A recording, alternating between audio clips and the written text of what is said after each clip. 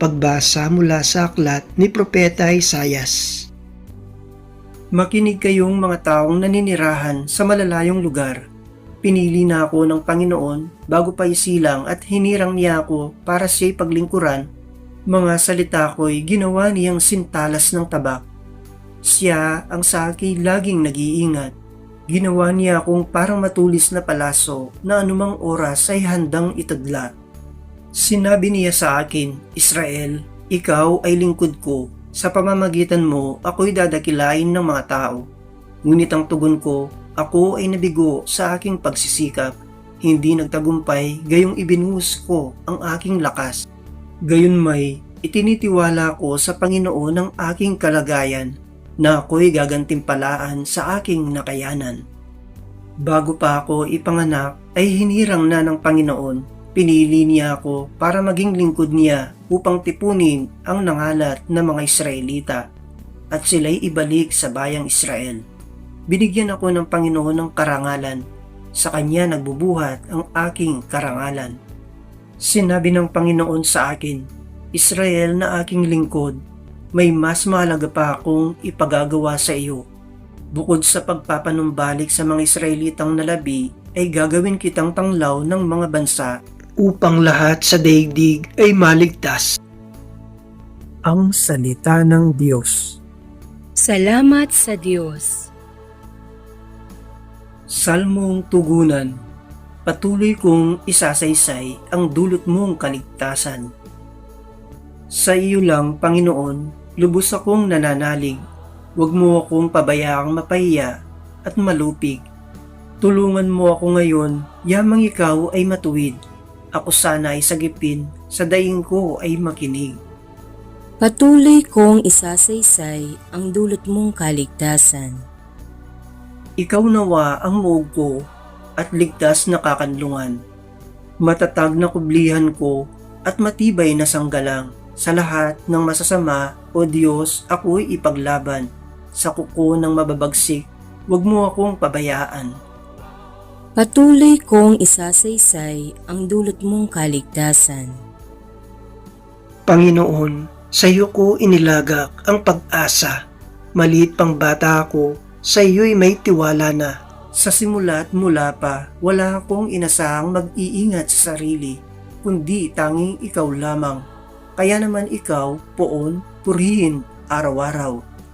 Patuloy kong isasaysay ang dulot mong kaligtasan.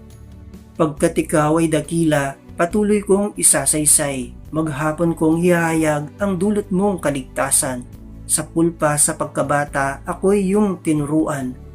Hanggang ngayon sinasambit ang gawa mong hinangaan. Patuloy kong isasaysay ang dulot mong kaligtasan. Awit pambungad sa mabuting balita.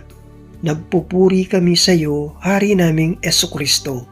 Masunurin kang kordero, sa katubusan ng tao, hayin sa krus ang buhay mo. Ang mabuting balita ng Panginoon ayon kay San Juan. Noong panahong iyon, habang nakailig kasama ng kanyang mga alagad, nagugulumihan ang sinabi ni Jesus, tandaan ninyo, ako'y ipagkakanulo ng isa sa inyo. Nagkatinginan ang mga alagad, hindi nila alam kung sino ang kanyang tinutukoy. Ang alagad na minamahal ni Jesus ay nakailig, nakalapit niya. Kinalabit siya ni Simon Pedro at sinabi, itanong mo kung sino ang tinutukoy niya. Kaya humilig siya sa dibdib ni Jesus at itinanong, Panginoon, sino po ba ang tinutukoy ninyo? Sumagot si Jesus, ang ipagsawsaw ko ng tinapay, siya na nga. At nang may sawsaw ang tinapay, ibinigay niya ito kay Judas na anak ni Simon Iscariote. Nang matanggap na ni Judas ang tinapay, si Satanas ay pumasok sa kanya. Sinabi ni Jesus, gawin mo na ang gagawin mo. Ngunit isa man sa mga kasalo niya ay walang nakaalam kung bakit niya sinabi ito. Sapagkat si Judas ang nag-iingat ng kanilang salapi, inakala nilang pinabibili siya ni Jesus ng kakailanganin sa pista o kaya'y pinapaglilimos sa mga dukha. Nang makain na ni Judas ang tinapay, siya'y umalis. Gabi na noon.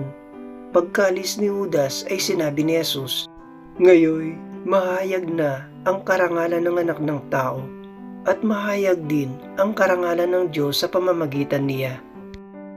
At kung mahayag na ang karangalan ng Diyos, ang Diyos naman ang maghahayag ng karangalan ng anak, at gagawin niya ito agad. Mga anak, kaunting panahon na lamang ninyo akong makakasama. Hahanapin ninyo ako, ngunit sinasabi ko sa inyo ngayon ang sinabi ko sa mga Hudyo. Hindi kayo makapupunta sa paroroonan ko." "Saan po kayo pupunta, Panginoon?" tanong ni Simon Pedro. Sumagot si Jesus, "Sa paroroonan ko'y hindi ka makasusunod ngayon, ngunit susunod ka pagkatapos." "Bakit po hindi ako makasusunod sa inyo ngayon?" tanong ni Pedro.